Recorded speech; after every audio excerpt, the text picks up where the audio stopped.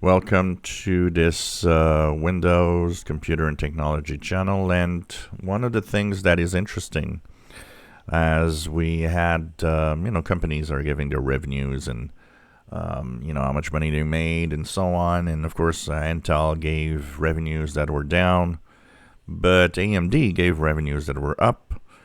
And I think it shows up and shows us that there's probably competition is heating up between AMD and Intel.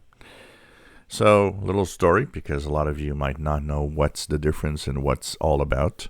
Your computer, your PC running Windows has a CPU, a processor. Now, for a long time, and still today probably, the dominant CPU company that we had was Intel. So Intel made all of these core CPUs and, all the Pentiums in the past and the Core 2s and the Core Duos. And now today it's the, i3, i5, i7, i9 core CPUs and different generations. And they're probably still dominant effectively. But AMD's been there for a while. And AMD had a nice push in the early 2000s. With their CPUs, mainly because their CPUs were sold, and it's still the case, they're sold at a lower price than Intel for performance most of the time. And so the PCs were cheaper with AMD, so it gave them a push. And, these two CPUs are compatible, so Windows runs and all your software runs because they're compatible in their instructions, but they do have their own little thing that is different in the architecture, which is not exactly the same. For a long time, as a tech guy, I would not recommend AMD that much because it seemed as a tech guy that AMD computers in the past were much more prone to problems than Intel. And so when people would tell me what to buy, I'd always say Intel. Now, what's interesting is that the laptop that I'm using and making the video with today is an AMD, and it's an AMD Ryzen. What happened with AMD, they kind of faded away a little bit. We even had the impression that the only computer that the computer CPU company that would continue with PCs was Intel. But AMD came back. AMD came back in a big way when they introduced the Ryzen series of CPUs.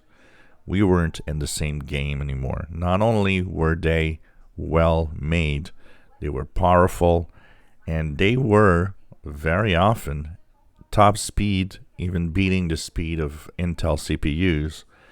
So it actually made AMD do a big comeback on computers, to a point where actually a lot of people and a lot of gamers started thinking of buying Ryzen AMD CPU machines rather than Intel. And actually I did that.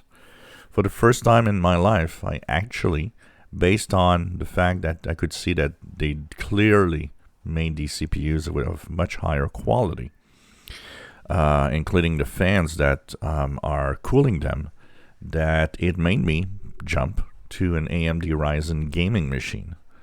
So I think that shows that their hard work is paying off, and they're chipping away slowly at Intel's own market shares. So interesting to see this little battle going on, and I think it's cool that this battle has been going on because Intel has a tendency to slack down and become this dormant, boring company when competition is not there. And when AMD did their CPUs in the early 2000s, well, that's where Intel made some of their best moves in powerful CPUs. And the fact that Ryzen is now back in the game is also pushing Intel to try to do better. And competition is a good thing. If you enjoy my videos, please subscribe, give us thumbs up. Thank you for watching.